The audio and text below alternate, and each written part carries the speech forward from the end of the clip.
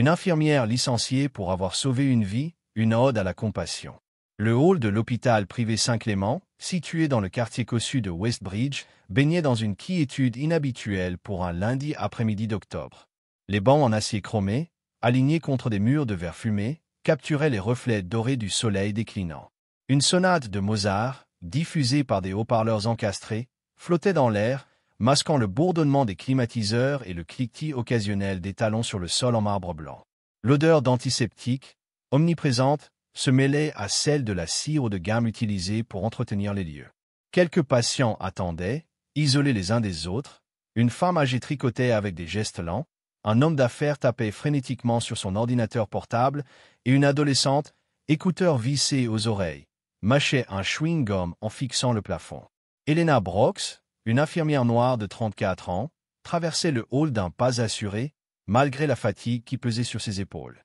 Sa blouse bleue, légèrement froissée après une matinée harassante, contrastait avec ses gants en latex immaculés. Ses cheveux, tressés en un chignon serré, dégageaient son visage marqué par des cernes discrets mais révélateurs. Elle serrait un presse-papier contre sa poitrine, ses notes griffonnées à la hâte témoignant d'une journée sans répit. Après 10 ans à Saint-Clément, Helena connaissait chaque recoin de cet hôpital, chaque protocole, chaque patient qu'elle avait tenu par la main, parfois jusqu'à leur dernier souffle. Ce matin-là, elle avait suturé une plaie au bras d'un adolescent, réconforté une mère en pleurs après un diagnostic difficile, et couvert une collègue débordée aux urgences. Pourtant, une tension sourde planait sur l'hôpital depuis des semaines. Les rumeurs d'un rachat par un consortium privé, suivi de licenciements brutaux, avaient transformé les couloirs en un champ de mine émotionnelle. Son beeper vibra, et une voix monocorde crépita. Brox accompagnait un patient à l'entrée, secteur A. Helena soupira, mais acquiesça. Elle n'avait pas le temps de s'arrêter, pas avec les urgences en sous-effectif depuis que la nouvelle direction avait réduit le personnel de moitié.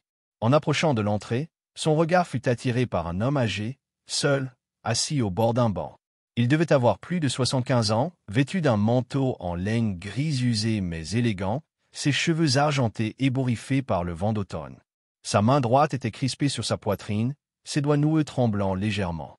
Son visage, d'une pâleur inquiétante, était creusé par des rides profondes, et ses lèvres entr'ouvertes laissaient échapper des respirations saccadées. Ses yeux gris, voilés par une peur viscérale, fixaient un point invisible. Helena s'approcha, son instinct d'infirmière prenant le dessus. « Monsieur, vous allez bien ?» L'homme leva les yeux, son regard méfiant, presque défiant, comme s'il s'attendait à être ignoré. Puis il se pencha en avant, un gémissement rauque brisant le silence. Helena n'hésita pas une seconde. Elle activa sa radio, sa voix ferme mais contrôlée. Suspicion d'incident cardiaque, hall principal, secteur a besoin de renfort immédiatement. Elle s'agenouilla devant lui, posant son presse-papier sur le sol, ses yeux scrutant chaque détail. La sueur perlant sur son front, la cyanose légère sur ses lèvres, le tremblement de ses mains. « Je m'appelle Helena. Je suis infirmière. Pouvez-vous me dire votre nom ?»« Howard Kent, murmura-t-il, chaque syllabe semblant lui coûter un effort monumental. Sa voix était faible, mais son regard s'accrochait au sien, comme à une bouée. « Monsieur Kent, je vais vous aider, mais j'ai besoin que vous restiez calme. Me faites-vous confiance ?» Elle posa une main rassurante sur son bras, sa chaleur contrastant avec la froideur de sa peau. Howard hocha faiblement la tête, ses doigts s'agrippant au banc comme s'il craignait de tomber. Du coin de l'œil, Helena aperçut une silhouette derrière les portes vitrées séparant le hall des bureaux administratifs. Un homme en costume gris, grand et mince, les bras croisés, observait la scène. Ses lunettes à monture fine glissaient légèrement sur son nez, et son expression était froide, presque clinique. Il ne bougea pas, ne fit aucun geste pour intervenir. Helena sentit une bouffée de frustration monter en elle, mais elle la repoussa. Howard était sa priorité. « Monsieur Kent, avez-vous des antécédents cardiaques? Des douleurs similaires avant aujourd'hui ?» demanda-t-elle, tout en fouillant dans son sac médical. Elle en sortit un flacon d'aspirine et un stéthoscope, ses gestes précis malgré l'urgence. Howard secoua la tête, ses lèvres frémissant sous la douleur. « Pouvez-vous mâcher ceci pour moi ?» Elle plaça un comprimé dans sa main tremblante. « Ça va aider à fluidifier le sang. » Howard obéit, grimaçant sous l'effort. « Je crois que c'est mon cœur, souffla-t-il, sa voix à peine audible. Ses yeux s'écarquillèrent, la panique prenant le dessus. « Vous êtes au bon endroit, Howard, » dit Helena, son ton un mélange de fermeté et de réconfort. « Vous êtes en sécurité avec moi. » Elle posa le stéthoscope sur sa poitrine, écoutant attentivement. Son rythme cardiaque était chaotique, irrégulier, un signal clair d'une crise grave.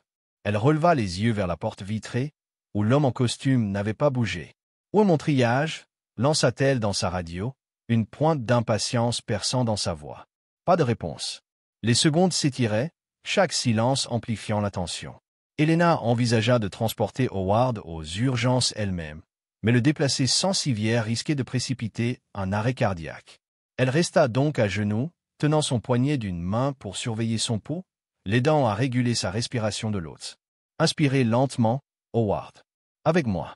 1, 2, 3.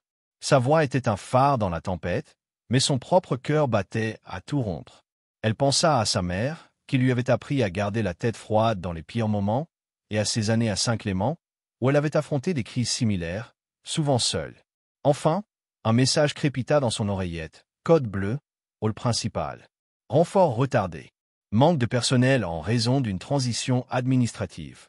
Maintenez votre poste. Transition administrative.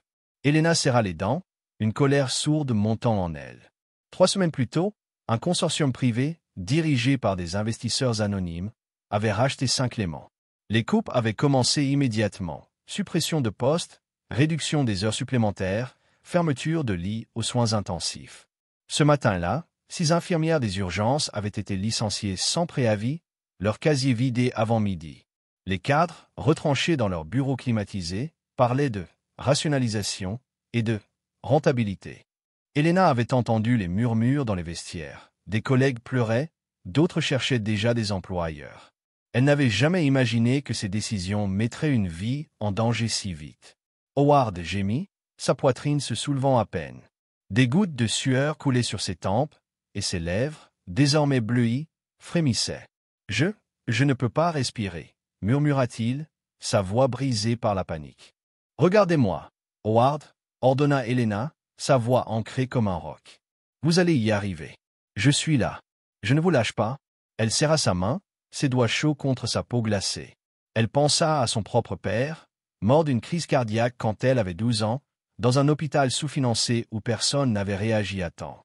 Cette douleur, cette impuissance, elle s'était juré de ne jamais la laisser gagner. Derrière la vitre, Thomas Crane, le nouveau directeur de l'hôpital, continuait d'observer, immobile. À 45 ans, Crane était l'archétype du gestionnaire ambitieux. Diplômé d'une grande école de commerce, il avait été recruté par le consortium pour optimiser Saint-Clément avec une prime conséquente promise s'il réduisait les coûts de 20% d'ici la fin de l'année. Son costume gris, taillé sur mesure, et son regard calculateur trahissaient une froideur façonnée par des années à jongler avec des chiffres plutôt qu'avec des vies humaines. Il voyait en Helena une subalterne, une infirmière noire qui osait agir sans ordre, défiant la chaîne de commandement qu'il imposait. Il n'avait pas appelé à l'aide, n'avait pas alerté une autre personne. Il se contentait de regarder, comme s'il évaluait un problème à résoudre plus tard, dans un rapport. Les ambulanciers firent enfin irruption dans le hall, leurs pas lourds résonnant sur le marbre. Howard Kent, environ 75 ans, suspicion d'infarctus, lança Helena en un flot précis. Pouls irrégulier, respiration cyanosée, aspirine administrée il y a 5 minutes. Elle aida à installer Howard sur la civière, ses muscles tendus par l'adrénaline. Alors qu'on l'emmenait vers les urgences, il serra sa main, ses doigts faibles mais déterminés. « Vous êtes la seule à être venue, » murmura-t-il, ses yeux gris brillants de gratitude. « Merci, Helena. » Elle esquissa un sourire, ravalant la boule dans sa gorge. « Reposez-vous, Monsieur Kent. Vous êtes entre de bonnes mains maintenant. » Mais tout n'allait pas bien. Ce soir-là, dans les vestiaires, Helena s'assit sur un banc métallique, encore en blouse, le dos voûté. L'odeur de désinfectant et de sueur emplissait l'air confiné, et le néon vacillant au plafond projetait des ombres dures sur les casiers éraflés. Son téléphone vibra sur le banc. Elle ouvrit l'email des ressources humaines, ses doigts tremblant légèrement. Objet, rupture de contrat. Infirmière Helena Brooks, vous êtes licenciée avec effet immédiat pour violation des protocoles hospitaliers. Intervention médicale non autorisée sans supervision d'un médecin. Veuillez restituer votre badge, et quitter les lieux avant 21 heures. Elle relut les mots, incrédule, non autorisé, licencié. Une vague de colère et d'humiliation la submergea. Elle pensa à sa mère, Rose, qui avait nettoyé des bureaux pendant 30 ans pour financer ses études d'infirmière. À sa communauté, dans le quartier ouvrier de Southside, qu'il avait célébré comme un symbole d'espoir lorsqu'elle avait obtenu son diplôme. À ses collègues, qu'il appelait la Rock, pour sa capacité à rester calme sous pression. Et maintenant, pour avoir sauvé une vie, elle était jetée dehors, comme une erreur administrative. Helena ne cria pas. Elle ne pleura pas. Elle fixa son reflet dans le miroir ébréché du vestiaire, ses yeux noirs reflétant une fatigue ancienne, celle d'une femme habituée à se battre contre un système qui semblait toujours lui en demander plus. Ce qu'elle ignorait, c'est que l'homme qu'elle avait sauvé n'était pas un patient ordinaire. Howard Kent était le fondateur de la chaîne médicale Kent, un empire bâti dans les années à partir d'une petite clinique ouverte en 1968 pour soigner les démunis. À 78 ans, il avait pris du recul, mais son nom restait synonyme de médecine d'excellence. Et il n'avait pas prêt à oublier le nom d'Helena Brooks. 3 jours de silence pesant. Pas d'appel, pas d'excuses, juste les mots froids de l'email des RH gravés dans sa mémoire. Helena passait ses journées dans son appartement exigu, un 2 pièces au 3e étage d'un immeuble défraîchi de Southside. Les murs, peints d'un beige délavé, portaient les traces d'une vie modeste, des photos de sa mère souriante lors de sa remise de diplôme, un dessin d'enfant offert par un patient, son diplôme d'infirmière encadré au-dessus de la table de la cuisine. L'odeur du café bon marché emplissait l'air, mais Helena n'y touchait presque pas. Ses économies, déjà maigres après des années à rembourser ses prêts étudiants, fondaient à vue d'œil. Chaque matin, elle consultait les offres d'emploi, mais les hôpitaux de la ville, saturés ou méfiants face à son licenciement soudain, restaient silencieux. Dans son quartier, la nouvelle s'était répandue comme une traînée de poudre. Sa voisine, Madame Carter, une retraitée qui l'avait vue grandir, lui avait apporté un plat de poulet frit, les yeux pleins de compassion. « Tu mérites mieux, ma fille », avait-elle murmuré. Son cousin Jamal, aide-soignant dans un autre hôpital, avait proposé de lui prêter de l'argent, mais Helena avait refusé, la gorge nouée par la fierté. Elle avait toujours cru que faire le bien suffisait. Elle s'était trompée. Ce matin-là, elle fixait son diplôme, les mots Université de Westbridge, diplôme en soins infirmiers gravés dans leur ternis.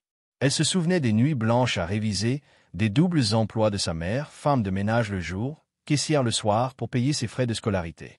Puis son téléphone sonna, la tirant de ses pensées. Mademoiselle Brooks, Catherine Palmer, assistante personnelle de Monsieur Howard Kent. Il souhaiterait vous rencontrer en privé. Une voiture passera vous chercher dans 1 heure. Helena se figea, le nom d'Howard Kent ravivant l'image de cet homme frêle dans le hall. Pourquoi voulait-il la voir? Était-ce une erreur? Elle enfila une jupe noire et un chemisier blanc, ses mains tremblant légèrement en nouant ses cheveux. Une berline noire l'attendait devant son immeuble, le chauffeur, un homme d'âge mûr en costume, lui ouvrant la portière avec un sourire discret. Le trajet la mena au cœur du centre-ville, devant un gratte-ciel de verre et d'acier qu'elle n'avait vu qu'aux informations. Le siège médical de Kent, un monolithe scintillant symbole de pouvoir et de prestige. La sécurité l'accueillit par son nom, un détail qui la déstabilisa. On la guida à travers un hall de marbre blanc, où des sculptures abstraites trônaient sous des lustres en cristal, jusqu'à un ascenseur privé. Au dernier étage, les portes s'ouvrirent sur un bureau spacieux, baigné par la lumière orangée du soleil couchant. Les baies vitrées offraient une vue panoramique sur Westbridge, ses gratte-ciels scintillant au loin. Un parfum de cuir vieilli et de bois verni emplissait l'air, et une bibliothèque massive, remplie de volumes médicaux et de trophées, occupait un mur entier. Howard Kent, assis dans un fauteuil roulant près d'une fenêtre, portait un costume anthracite taillé sur mesure, une couverture en cachemire pliée sur ses genoux. Sa respiration était encore laborieuse, mais ses yeux gris, perçants comme ceux d'un faucon, brillaient d'une détermination intacte. À ses côtés se tenait Thomas Crane, le directeur de Saint-Clément, son costume bleu marine contrastant avec son visage crispé. Une goutte de sueur perlait sur son front, malgré la fraîcheur de la pièce. Helena sentit son estomac se nouer. La présence de Crane ravivait la colère qu'elle avait enfouie. Howard lui fit signe d'approcher, sa voix chaude mais teintée d'une autorité naturelle. « Infirmière Brooks, asseyez-vous, je vous en prie. » Elle s'avança lentement, prenant place sur une chaise en cuir face à lui. Monsieur Kent, comment allez-vous? Demanda-t-elle, sa voix sincère malgré la tension. Howard sourit faiblement, une lueur de gratitude dans le regard. En vie, grâce à vous. Il se tourna vers Crane, son ton durcissant. Cette femme m'a sauvé la vie pendant que votre personnel restait immobile. Vous avez regardé un homme mourir sans lever le petit doigt. Et ensuite, vous l'avez renvoyé pour avoir suivi son instinct. Crane s'éclaircit la gorge, ses doigts triturant nerveusement sa cravate. Monsieur Kent, les protocoles sont clairs. Une intervention sans supervision médicale expose l'hôpital à des poursuites. Nous devons protéger l'institution. Protéger l'institution, coupa Howard, sa voix tranchante comme une lame. J'étais en train de mourir, Crane. Et vous pensiez à des avocats pendant qu'elle agissait seule. Vous parlez de protocole, mais où étaient vos ambulanciers? Où était votre triage? Vous avez vidé les urgences pour impressionner vos investisseurs, et ça a failli me coûter la vie. Crane blêmit, ses lèvres pincées. Howard se tourna à nouveau vers Helena, son expression s'adoucissant. Vous ne saviez pas qui j'étais, n'est-ce pas? Helena secoua la tête, perplexe. Non, monsieur. Vous étiez impatient. C'est tout ce qui comptait. Howard hocha la tête, un éclat de respect dans les yeux. J'ai bâti cet empire il y a 50 ans, Helena. J'ai commencé avec une clinique gratuite dans un quartier comme le vôtre, Southside, pour soigner ceux que les hôpitaux rejetaient. J'étais jeune, idéaliste. Mais avec le temps, j'ai laissé des hommes comme lui. Il jeta un regard glacial à Crane, transformé mes hôpitaux en machines à profit. J'ai failli mourir dans l'un d'eux, et c'est vous, une infirmière que je n'avais jamais rencontrée, qui m'a rappelé pourquoi j'avais commencé. Il fit glisser un dossier en cuir noir sur la table en acajou. Helena l'ouvrit, ses yeux s'écarquillant. À l'intérieur, une proposition audacieuse, directrice des programmes cliniques bienveillants du groupe médical Kent. Un salaire de 250 000 $ par an, triplant son ancien revenu de 78 000 $. Un budget de 10 millions pour créer une division dédiée aux soins centrés sur l'empathie, avec le pouvoir de réembaucher les infirmières licenciées, réformer les protocoles et recruter du personnel partageant sa vision. Un addendum mentionnait l'ouverture d'une nouvelle aile à Saint-Clément, baptisée Centre Helena Brox pour les soins compatissants, avec 200 lits réservés aux patients à faible revenu. Helena releva les yeux, le souffle coupé. Monsieur Kent, je ne suis qu'une infirmière. Je n'ai jamais dirigé quoi que ce soit. Vous avez dirigé une crise à main nue, répondit Howard, un sourire bienveillant aux lèvres. Vous avez fait ce que personne d'autre n'a osé. Et vous l'avez fait pour un inconnu, sans attendre de récompense. C'est ça, le leadership. Il lui tendit une plaque gravée en argent, où son nom brillait sous les mots Centre Helena Brox pour les soins compatissants. Parce que sauver une vie ne devrait jamais vous coûter la vôtre, ajouta-t-il doucement. Des larmes montèrent aux yeux d'Helena, mais elle les retint, submergée par la portée de ce moment. Elle pensa à sa mère, à Southside, à toutes les infirmières qui, comme elle, avaient été sacrifiées sur l'autel des profits. Derrière elle, Howard se tourna vers Crane. Votre démission, Crane. Sur mon bureau avant 18 heures. Et ne vous avisez pas de demander une recommandation. Crane ouvrit la bouche pour protester, mais un regard d'Howard le réduisit au silence. Il quitta la pièce, la tête basse, ses pas résonnant sur le parquet. 10 mois plus tard, le 15 août 2026, sous un ciel d'azur, le ruban rouge fut coupé devant une foule de plusieurs centaines de personnes. La nouvelle aile de l'hôpital Saint-Clément, un bâtiment de verre et de pierre blanche orné de panneaux solaires, ouvrit ses portes. Des patients, des familles, des infirmières et des médecins se pressaient dans le hall, où des enfants de Southside, invités par Helena, brandissaient des pancartes peintes à la main. Merci, Helena. Les soins, c'est l'amour. L'odeur des fleurs fraîchement coupées emplissait l'air, et une fanfare locale jouait, un air joyeux. Les caméras des chaînes nationales, alertées par l'histoire d'Helena, diffusaient l'événement en direct. Helena, vêtue d'une robe bleu marine élégante, se tenait aux côtés d'Howard Kent, désormais rétabli et appuyé sur une canne en ébène sculptée. À 79 ans, il rayonnait d'une fierté discrète, son regard fixé sur Helena. Elle prit la parole devant un pupitre orné du logo de Kent Medical, sa voix douce mais portée par une force intérieure. La compassion n'a pas de salaire, pas de badge, pas de bureau d'angle, dit-elle, ses yeux balayant la foule. Elle n'est quand vous voyez quelqu'un souffrir et que vous choisissez de ne pas détourner le regard. C'était pour les patients que le système oublie, pour les infirmières qui donnent tout, pour les communautés comme la mienne, Southside, qui méritent d'être entendues. Ensemble, nous allons redonner un cœur à la médecine. Les applaudissements éclatèrent, des larmes coulant sur les joues de nombreux spectateurs. Madame Carter, sa voisine, essuya ses yeux avec un mouchoir, murmurant à Jamal, « C'est notre fille. » Une journaliste de CNN s'approcha, micro en main. « Madame Brooks, qu'est-ce qui vous a poussé à agir ce jour-là, dans le hall, malgré les risques ?» Helena sourit, ses yeux brillants d'une lueur paisible. « J'ai vu un homme qui avait besoin d'aide.